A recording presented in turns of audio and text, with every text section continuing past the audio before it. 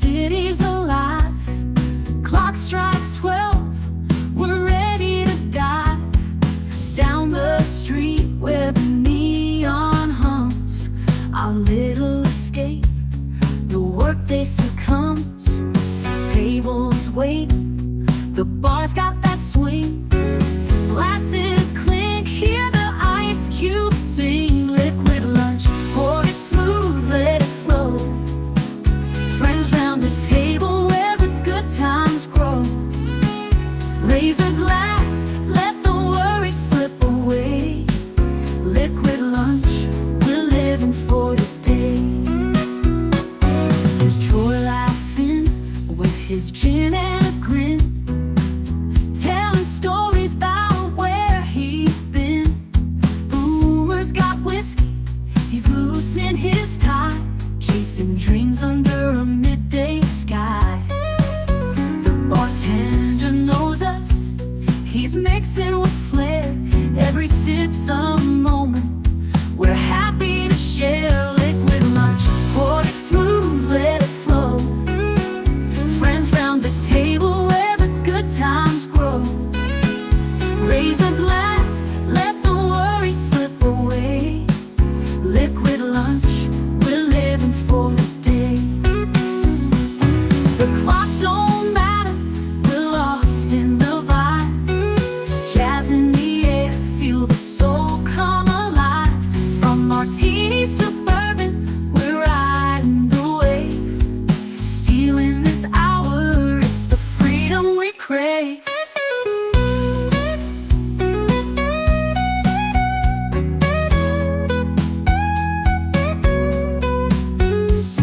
The sun's still shining, but we're in our zone. This bar's our shelter, our temporary home. One more round before the world calls us back. Savor the moment, keep the blues in the rack. We'll laugh and we'll toast till the afternoon fades. Memories made in these liquid escapades. Liquid lunch, pour it smooth, let it flow. Friends round the table where the good times grow. Raise a glass, let the worries slip away. Liquid lunch, we're living for today. So here's to the daylight, the drinks and the fun. Our liquid lunch, till the next one comes. With a wink and a smile, we'll be back real soon. Chasing that jazz under the high noon.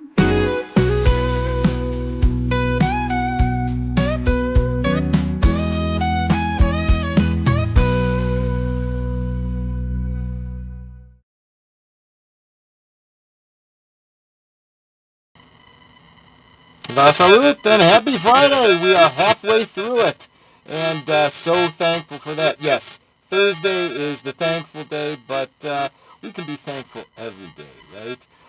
I know that Mark Malnikoff confused the two T days, and he sent me a PM, DM, whatever you want to call it, about something that's going on near his home that he will be very thankful if everyone is okay.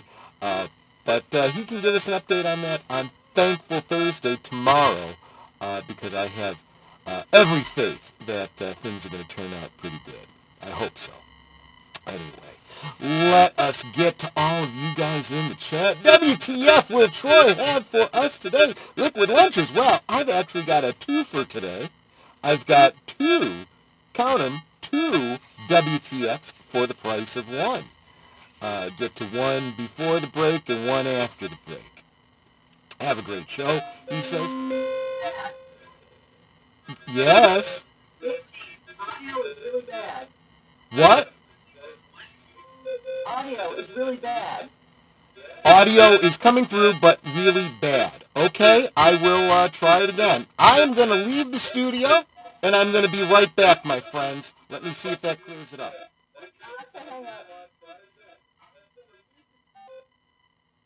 Be right back, guys. Let me reboot and see if this makes any difference.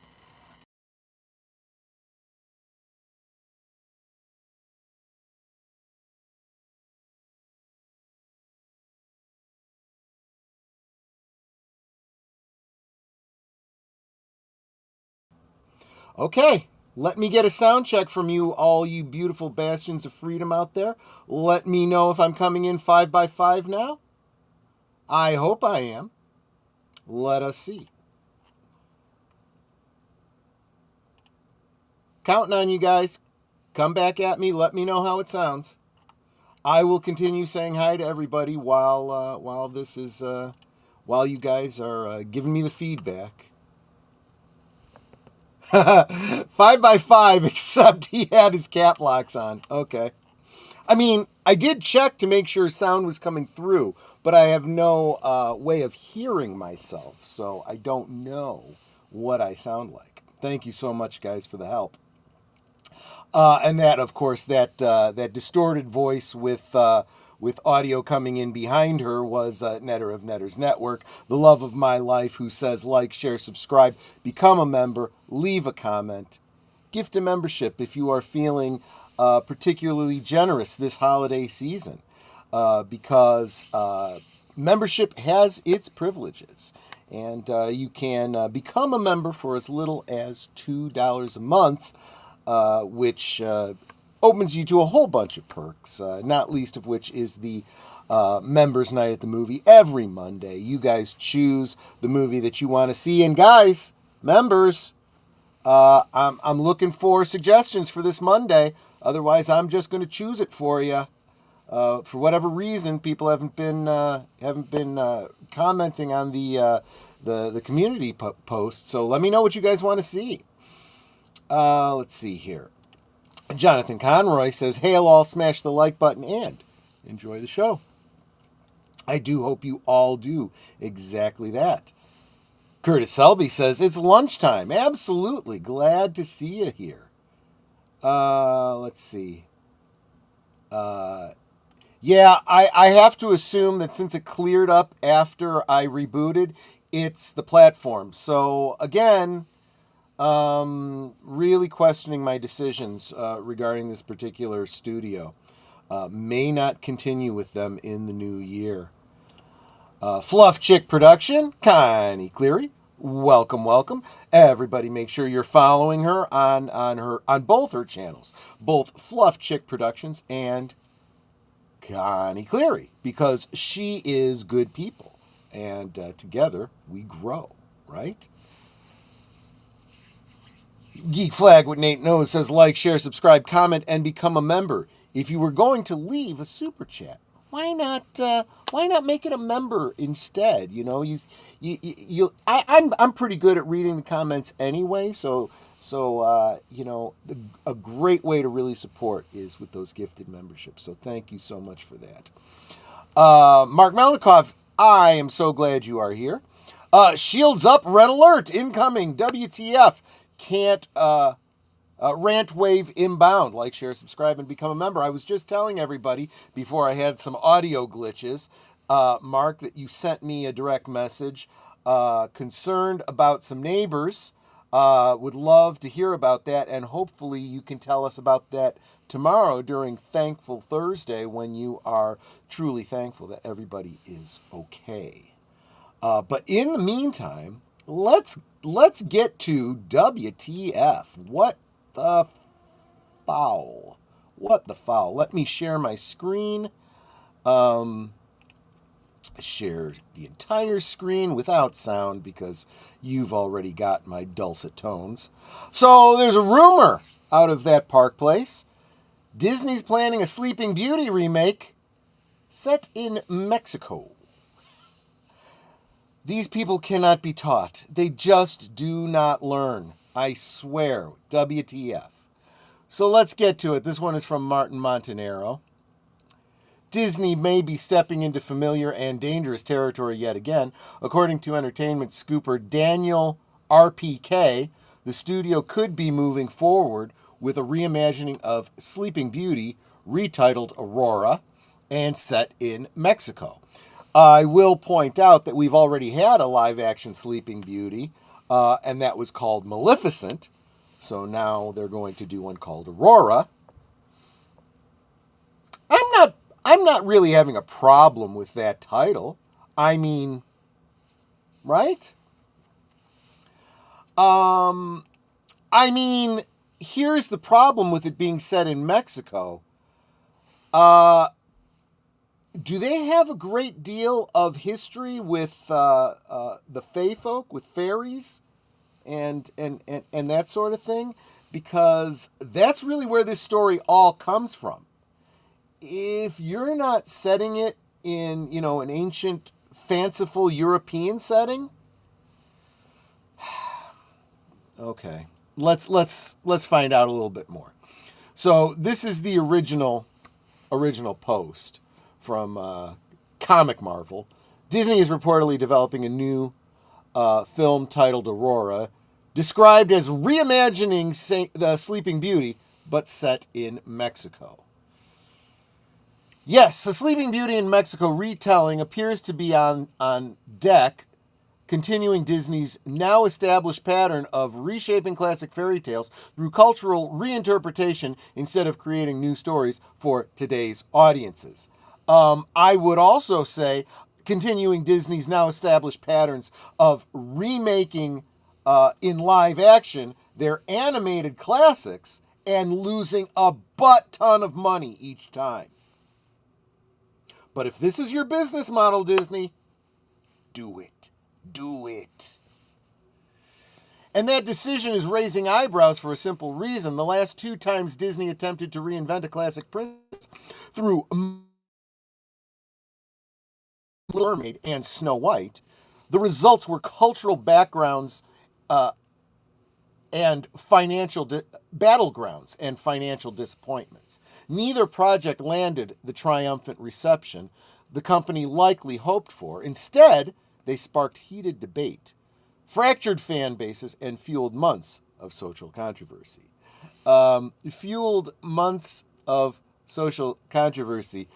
Read as giving YouTubers plenty of ammunition for content. So there is that. Yeah, worked out real well for her, didn't it? Yet here we are again, staring down another legacy remake, when consumers, analysts, and longtime Disney loyalists are saying the same thing. Where is the original magic? There is no magic left. It is nothing but a curse over there at Disney, in my opinion. It would be one thing if these experiments were winning hearts and wallets, but the last decade has been a cautionary tale, not a victory lap. Yes, what is the definition of insanity again? It's doing the same thing over and over again and expecting different results. Disney's live-action Little Mermaid may have had a loud cultural moment, but it struggled to justify its enormous budget, especially overseas, where the film barely made a ripple. Meanwhile, Snow White, even before release, has been surrounded by such intense controversy that it became a trending case study in brand alienation, cultural backlash, an outspoken political star, and a series of costly reshoots turned a once beloved fairy tale into a public relations minefield. With those track records, one might imagine a strategic reset, something bold, fresh characters, fresh lore, a return to Walt's founding principle. Tell the story no one else can dream up. Instead, Disney continues circling legacy titles like they're the only keys left on the ring. Now, this reported Sleeping Beauty set in Mexico pivot invites familiar questions, including the one many fans are already asking without needing to tweet it. If the goal is to celebrate Mexico and its incredibly rich mythology, why not create a brand new Mexican princess and a brand new world? Gee, you think? Because they want to be able to incite the rage, right? Because what this is cultural appropriation, right? We want to culturally appropriate the Mexican culture for our benefit, for our enrichment, this being Disney, while eschewing, literally stealing the folklore of, Europe because white people bad, right? You can't do that if you tell a good story based on Mexican folklore about a Mexican Disney-style princess. Now, this reported Sleeping Beauty set in Mexico pivot... I've already said that, yes. Disney's already succeeded once in that realm with Elena of Avalor, and the character was mostly embraced by the public and integrated well into the company's theme parks. But rather than lift that character to the big screen, the company appears more interested in repurposing legacy icons than championing new heroines. I'm going to step on the article a little bit. I haven't read it all the way through, so I don't know if Marvin actually goes there, but my supposition is because we started out with this as a rumor, that perhaps Disney is just floating this out there to see what kind of feedback they get. And this kind of feedback, this idea of, hey, maybe instead of doing Sleeping Beauty, maybe you do this, that would actually be something like a good decision on their part, just saying. It isn't the cultural celebration people object to, it's the repetition and repurposing. Repurposing is the problem. I don't care for the repetition. You've already done a classic animated feature. You don't need to retell the exact same story as a live action feature. If you can do something that elevates the story, I'm all for it. And I would argue that their live action Cinderella did that. But none of the others since then has done that. So don't do it. There is no point in doing it. Do something new. Okay? But it's the repurposing that I really have a problem with. I basically want to tear down the classic to put together a junk sculpture of my new thing. This rumored Sleeping Beauty Mexico project lands at a time when Disney desperately needs creative wins. Theme parks may keep the company's gears turning, not very well. They're almost completely empty. We know that from previous articles. But on the cinematic side, the company needs an escape hatch from remake burnout, franchise fatigue, and a string of box office underperformers. Audiences want wonder again, not lectures, not corporate messaging exercises, and not another polished over reboot of a story they already own in 4 formats on Blu-ray. They're right, that's true. How many times are you going to remake it? There is a wealth of global folklore waiting to be discovered and brought to life. Disney used to be the studio that unearthed new dreams. Lately, it feels like they're hoping nostalgia alone can carry the castle uphill. Here's something else I'll tell you. There's a lot of talent. For all the DEI bologna sausage they keep spewing, there really are very talented people from all walks of life and all cultures. So why not say, hey, we're open to the stories of your culture. Pitch us stories that adapt your own background. If you're from Mexico and you are a filmmaker or a writer or a director or whatever, give us a pitch for a folklore based on Mexico. And that goes for all the countries of the world. You know? It's a small world after all. Right? That's what I'm saying.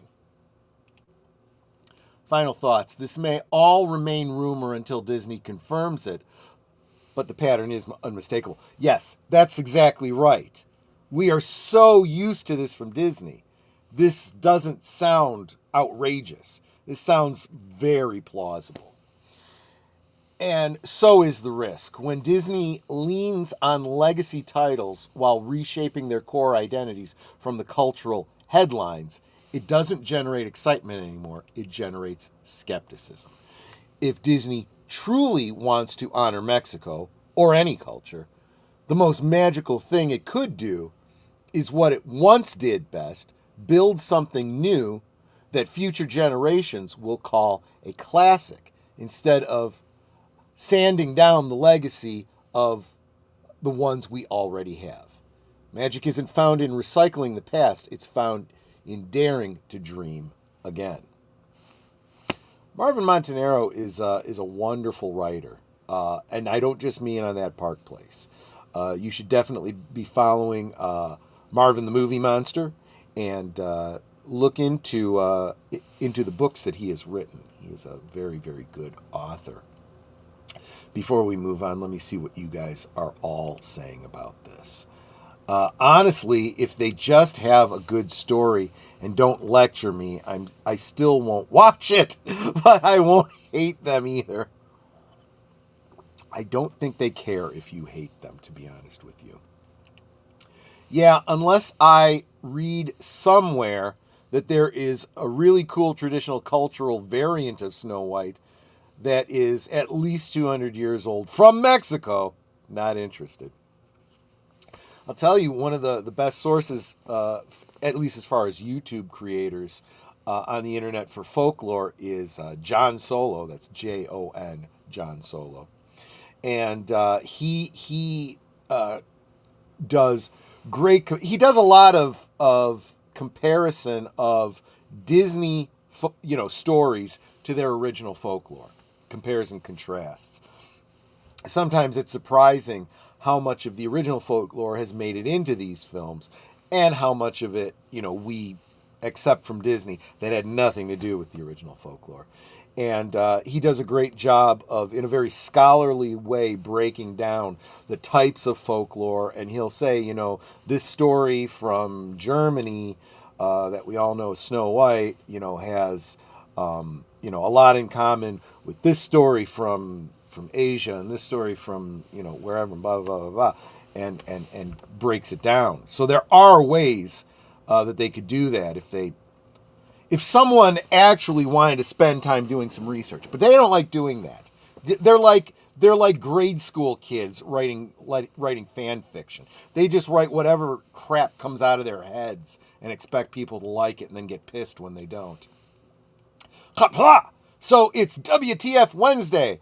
I got a WTF. How did Jay Jones win after his texts were leaked? Because there are a lot of horrible people out there. And it really does help, too, to call in bomb threats on your opponent's polling places. Just saying. Yes, I know that's, a different election. But that's how these elections are won these days. So something to think about. Let's see here. Oh, and welcome, Gorilla's Random Thoughts. Yes, I couldn't agree more with you. Mark Malnikoff, defund Disney. But here's the thing, Curtis. Democrats do care. It's just they don't care about the things you care about. They care more about hating Trump than they do about literally anything else, including other people's lives and livelihoods. Yeah. Democrats want their political opponents dead. They've said it outright and win elections for saying it. That tells you something about them. And yes, simple voter fraud. There is still that. But hopefully we are in a different place than we were under the previous administration. Hopefully there will be real investigations into fraud this time around. This is a Mexican princess character on... There is American... Yes, we were just talking about that in the article, Pops. You're absolutely right. I know these things since I have grandkids.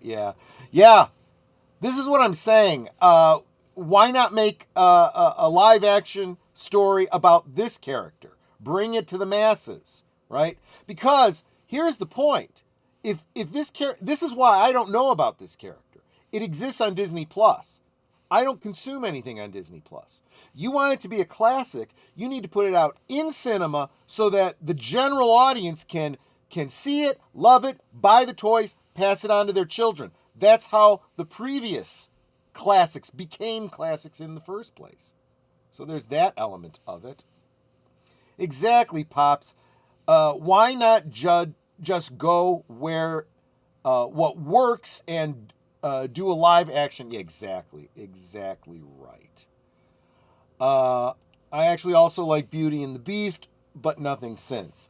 I almost liked Beauty and the Beast. I did not appreciate the terrible, what is that, auto-tuner? I did not like the auto-tune voice. If you can't get an actress that can sing, dub her. If you can't do that, don't make it live action. There's also there are some things about it that I liked that started to fill in some of the lore, some of the, possible story plot holes, but there's other things that just broke the story, so it comes out a wash for me. Ruby Hoove, thank you so much, producer of the channel, dropping a gifted membership to a wonderful YouTuber that all of you should be following, Zax. Zax, welcome to membership. He is definitely good people. He is very much a part of the Together We Grow community. So let's make sure to welcome him in, and hope you stick around, Zax. And thank you again, Ruby. You are so, so generous. So appreciate you and Mr. Hoove so, so much. Underperformers, all but Lilo and Stitch bombed.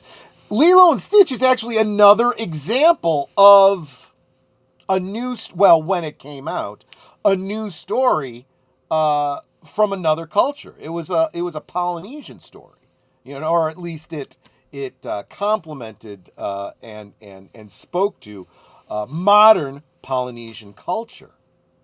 And Elvis. I like Elvis. So there is that. But and this, I have to believe there was a synergy between Lilo and Stitch and Moana. Moana is the poster child for taking a different culture and telling their stories. I was talking about John Solo earlier, and he has a great breakdown of the story, the real folklore story of Moana and who is that Polynesian god that The Rock plays, and all of those characters. He talks about the mythology there and compares it to Moana. Really, really good stuff. Thank you so much for being here, Ruby. Super, super appreciate you. The Horror King, welcome to you, my friend. It is so good to see you as well.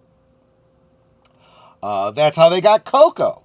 But again, it's not enough to just tell a story from another culture. You've got to uplift that culture. You've got to make it front and center. And you got to tell a good story. If all you're doing is telling a story to inject some kind of messaging, you're not going to garner an audience. Yeah, why can't we just do something that is actually Mexican? Yeah. Well, I would actually... Well, who was it that did... what was it? The Day of the Dead movie? The stop motion animation? Was that Disney? I don't remember. That was pretty good. Oh, thank you so much, Pops. Pops gifted a membership too. Janet from Another Planet, who was previously gifted a membership to Netter's channel. Welcome to membership, Janet from Another Planet, and thank you so much, Pops, for your support. I got a couple names now to add to the credits. They won't be in today's credits, but they will be in future credits going forward. Great idea. Yeah, exactly. That's what they did in New York. That's what happened in New York. It literally did. And I would argue that is 100% election interference. Let's see if there is an investigation. The Real Escape from New York movie is coming soon. Exactly. That is exactly right.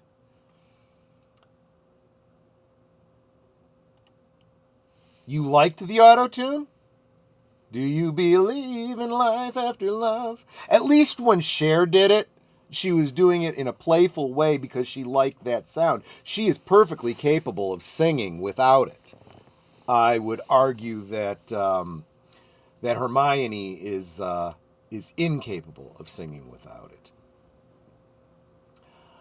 Let's see.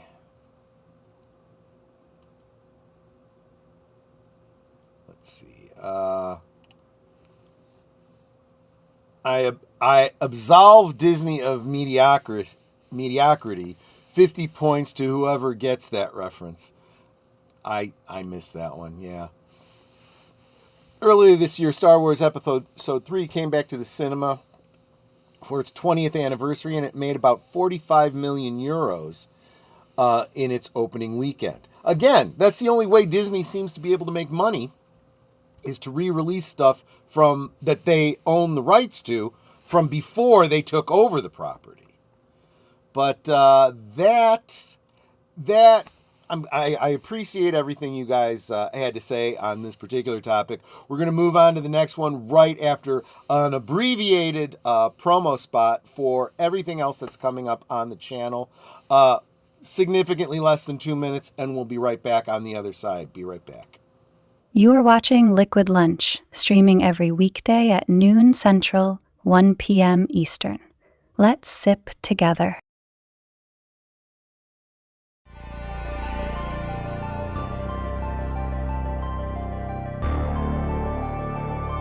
This week on Saturday Night at the Movies, Riggs and Murtaugh are on the trail of South African diplomats who are using their immunity to engage in criminal activities. Mel Gibson and Danny Glover are joined by Joe Pesci and the lovely Patsy Kensit in the buddy cop sequel Lethal Weapon 2. This week on Big Al Presents Films with Friends, Saturday at 9 Central, 10 Eastern.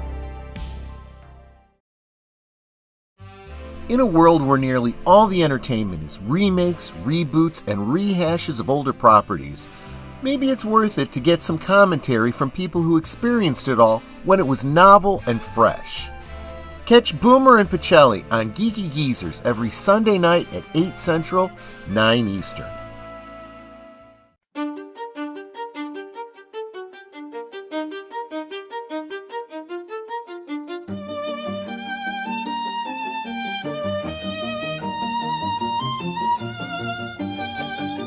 This week on Last Call Presents, The Adventures of Sherlock Holmes, the King of Bohemia, asks Holmes to retrieve a compromising photograph from actress and singer Irene Adler, who proves to be a worthy opponent.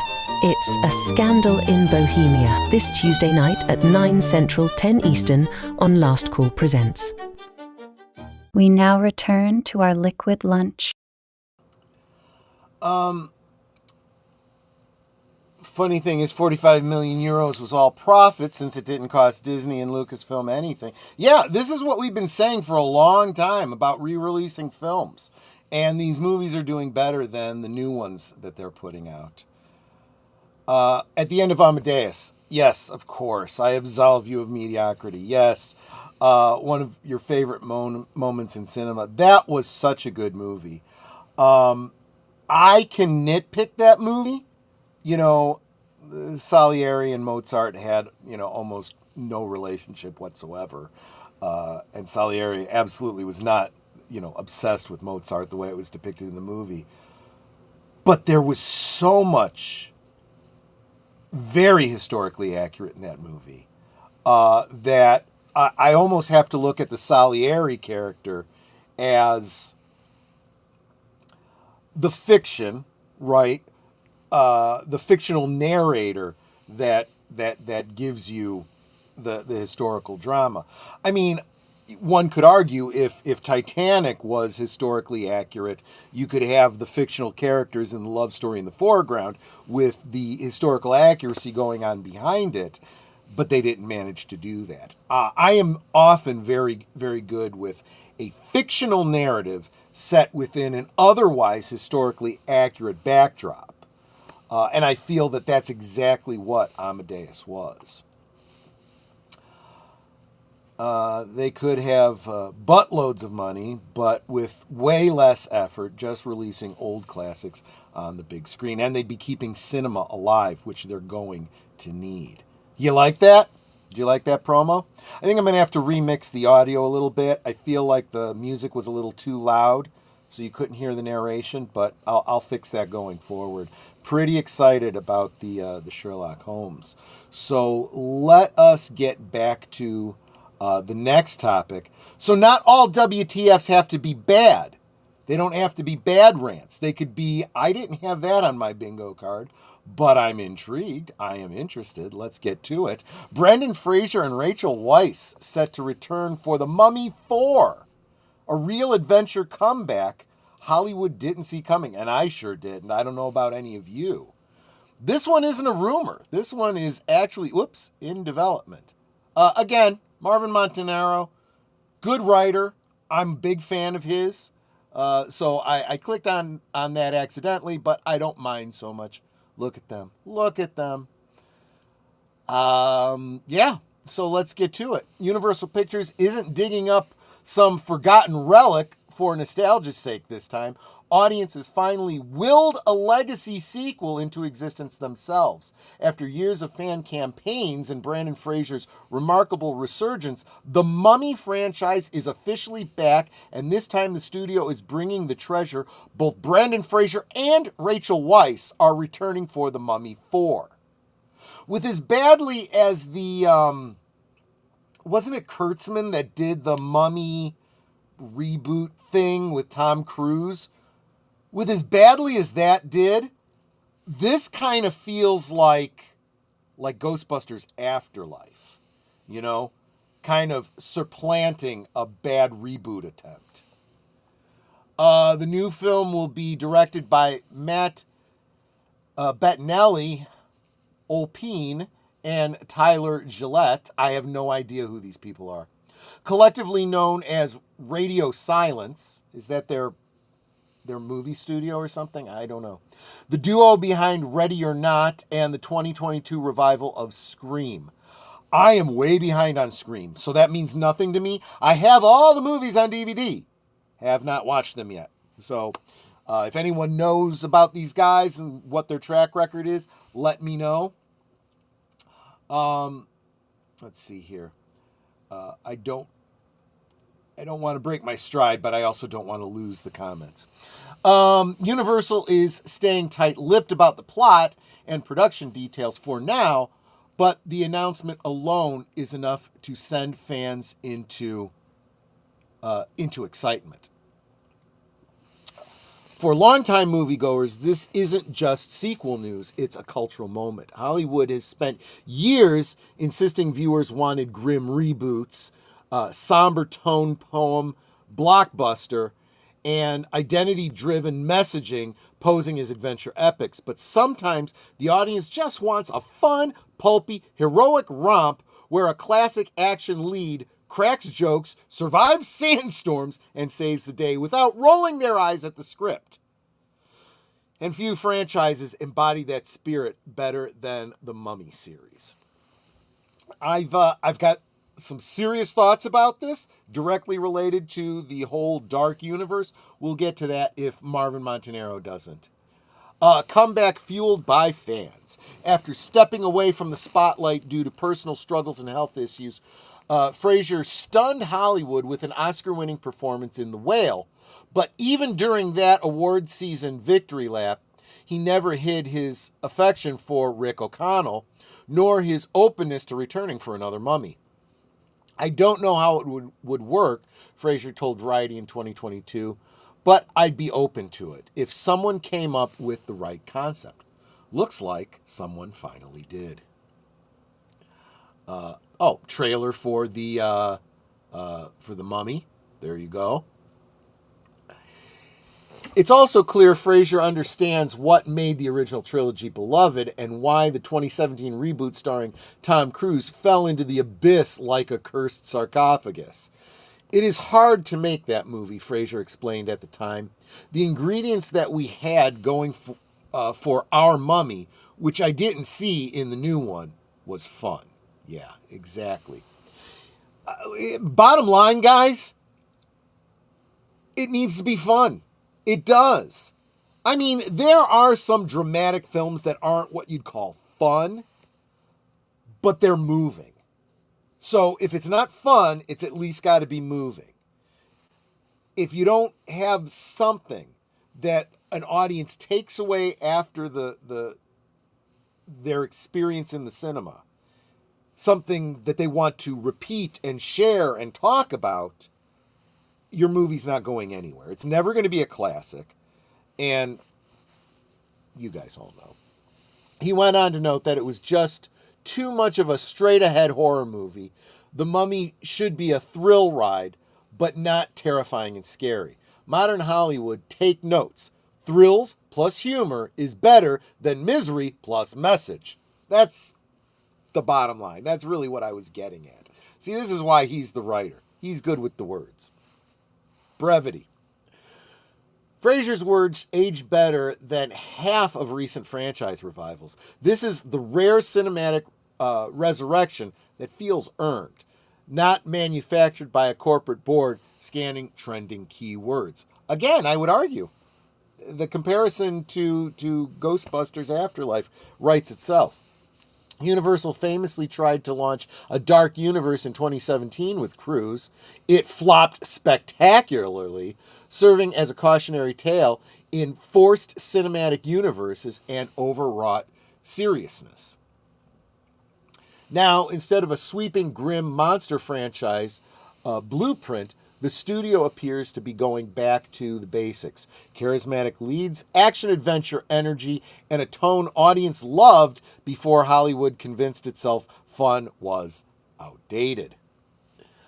Bringing Brandon Fraser and Rachel Weisz back from Mummy 4 suggests a studio finally listening to the crowd instead of lecturing it. If this film strikes the same balance as the originals, humor, spectacle, swashbuckling, heroics, and family-friendly thrills, Universal may have found more than a long-awaited sequel. It could have rediscovered a formula Hollywood desperately needs. Earnest fun without irony or criticism. After years of gritty reboots, grim reimaginings, and tired cinematic sermoning, an old-fashioned Brendan Fraser-fronted adventure in The Mummy 4 might be exactly the breath of fresh air audiences crave. Aw, look at that! Look at that!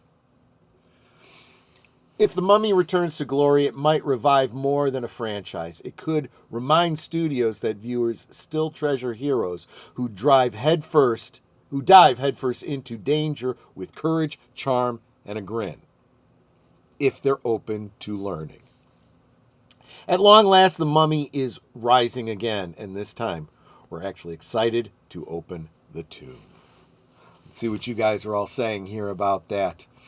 First, want to say hi to Leia Plus Size. Good afternoon, miss. Good to see you. Darth Plato. Welcome, by the way, Darth Plato. Are you my mummy? Yes, exactly. That was a scary, scary episode of the first season of the Doctor Who, what was it, reboot, to 2007. Am I naive to feel excited about a Mummy 4? Well, never want to count your chickens before they've hatched. Let's be honest. Mummy 3 was not that great. I liked where they were going with it, but I think not the best execution. But, we'll see. We'll see. I don't think we need a Mummy 4. I think the first one, I like the first one a lot, but not sure we need a fourth one. I think too much time has passed. Again, Ghostbusters Afterlife. Just saying. Just saying. There is precedent. If it's done right, it could be wonderful. Mummy versus Jaws. I would not be surprised if that movie doesn't already exist somewhere, probably on Tubi. but with respect, I would love for you to be wrong, Leia Plus Size. Yeah, exactly. There's no guarantees it's going to be good. They could screw it up again, but if they're bothering, what they're doing with this, let's be honest with you, they say it's working, but they're at a stage where they probably need to prove to the producers, people that would put their money behind it, there's interest to go forward with this. The Mummy with Tom Cruise, I know that lost money. But we're going back to the original. Let's see what the fans say. Oh, the fans are excited. Let's do this thing. If anyone is bored at 9 p.m. Central tonight, I am doing a watch party of V for Vendetta to celebrate Guy Fawkes Day. Remember the 5th of November. Exactly. Oh, let me tell you something. Marvel is missing out by not doing their own monsters. They absolutely could do Blade versus Dracula, Blade versus the Mummy, Blade versus all of those things. Because keep in mind, as long as you're not specifically using Universal related characters and depictions, those creatures are in the public domain. Marvel has used them before, and they could use them again. But they just like giving up, leaving money on the table. They really, really do. Let's see. Make the Mummy horror again. Exactly. So this is what I was going to say. I heard Culture Casino touch on this a little bit, but I have much stronger feelings about this. I have said all along that all of their attempts to reboot the Marvel Monsterverse, their so-called dark universe, they are missing out on. They're missing the mark entirely. Obviously, they did a crap job with the 2017 Mummy. They did a terrible job with Dracula Untold. They were close. But they woofed it.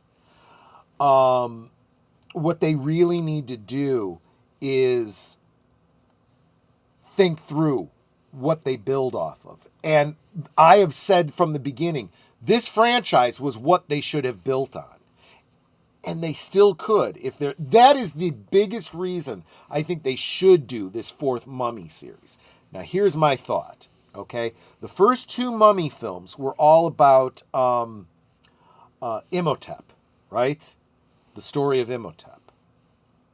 Now, you build on that legacy. Imhotep and his,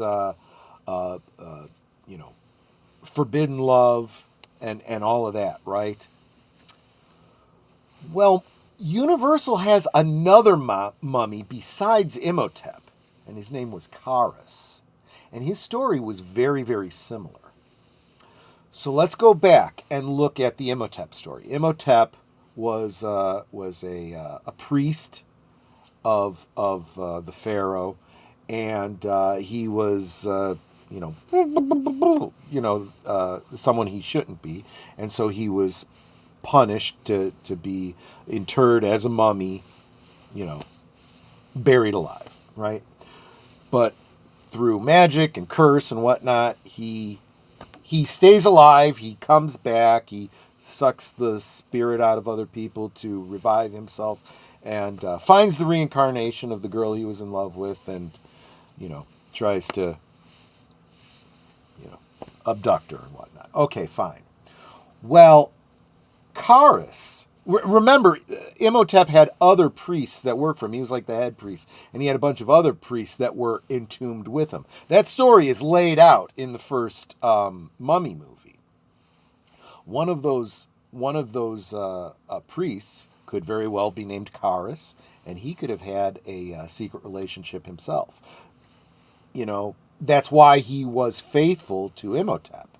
He's like, look, your holiness, I will do anything I can to help you, but can you help me? I'm in the same situation you are in. And this is Universal keeping alive its IPs, right? Those names, those mummies, Imhotep and Karis, is part of their lore. So that's what you do, and that's what I would make this story about. The successor to Imhotep being Karis. Because there was never that explanation in the original Universal story. They just went with a new mummy with basically the same story. They even reused footage from the previous one. They could do it so much better now. That's why you do something like this.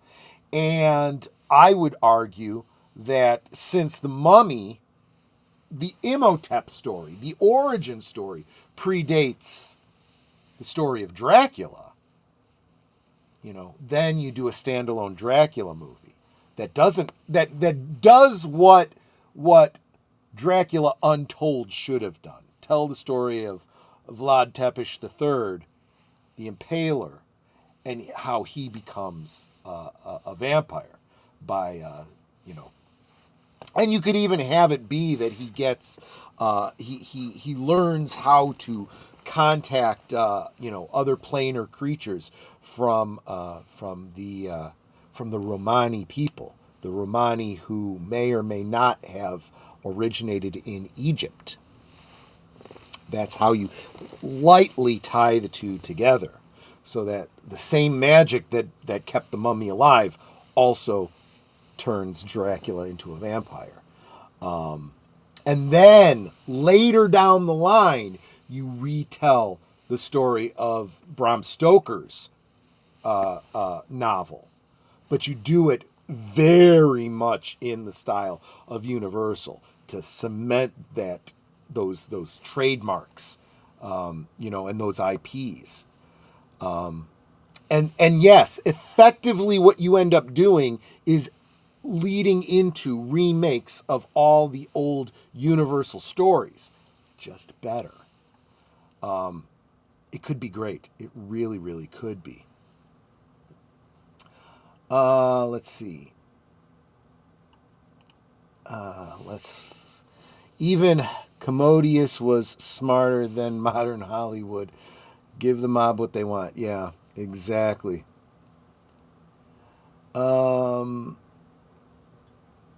That's what There's a mystery movie coming up to the cinema in my hometown this Saturday at 8:35. The downside is that I don't know what movie it is until it starts. Yeah, I know. Deleted Scenes does a lot of those mystery movies, and that's how he gets his reviews out. Good stuff. What I do know is that the movie is 2 hours and 20 minutes long, and it's rated 15. Is that comparable to PG-13 here in the United States? If they do The Mummy with them, need to do a continuation with them, their son and grandkids. Yeah, it makes perfect sense. Didn't they introduce a son in the third movie? Yeah, you got to keep that continuity going. Absolutely. There's no point doing sequels if you don't, honor the what went before it. Thankfully, there's a handful of movies that are 2 hours and 20 minutes long, so hopefully it'll be something like Star Wars Episode 3. Yeah, let us know what it turns out to be. Bringing in Nefertiti makes the mummy sexy. I would be all for that. Historical Imhotep was a builder. Yes, that is true. That is absolutely true. But this is where you really have to take inspiration from history, but they must keep whatever they established in original Mummy movies so that they can argue this is Universal's monsters, right? They're not arguing this is historically accurate because historically accurate is public domain. See, that's the problem. If you want to see a horror version of The Mummy, I would suggest watching the original Mummy movie from the 1940s. Yes, that's true. Saw the one with Peter Cushing. Yep. Make the Mummy sexy again and again and again. Yes, I couldn't agree with you guys more. Good stuff, my friends. But that is what I had for you today. WTF, Disney doesn't seem to want to learn. But WTF, I had no idea that that Universal would be giving us a sequel to a decades-old franchise. That's very, very interesting. So we live in interesting times, my friends, for better or for worse. Members, please get over to the community tab. Give me suggestions for what we can be watching on Monday. Otherwise, I am going to. Can you imagine that? There's got to be a scene with the female mummy where she's, unraveling. That would be smart. I don't know if any studio has the guts to do that these days, but particularly if you go with an R rating, because honestly, if you're going to do horror movies, they're supposed to be R, right? Make horror movies full of boobies again. That's what I'm saying. All times are interesting. Our time is only more interesting because we're living in it. Well, that is a good point. You have an interesting... And that is why we study history, right? Because we find other times interesting as well. And we find older films interesting, and that's why we keep revisiting them and sometimes reliving them. So, guys, I want to thank you guys so much. I want to thank Ruby, Hoove, and Pops for being the sponsors of today's shows with 2 incredibly generous gifted memberships. I want to thank I want to welcome Zax and Janet from Another Planet to membership. Hope you guys decide to stick around and see what we have to offer here. Nothing from me tonight. I was actually supposed to have a D&D game, but don't. Of course, you could always catch Pop Culture Breakdown on Doomcock's channel, or you could catch the rewatch of V for Vendetta over on Curtis Selby's channel. Tomorrow night, of course, join Netter and myself as we, shoot the breeze with all of you on Thursday. And Friday, last call. We got a topic. It might not be the best of topic, but it's going to be a topic. I will probably drink heavily. So, guys, thank you so much for hanging out with me. You guys take care. As you drink responsibly. Just remember, it doesn't always have to be an adult beverage. Just make sure you stay hydrated. Take care, and I will see you on the next one. Goodbye. Hope to see you again real soon.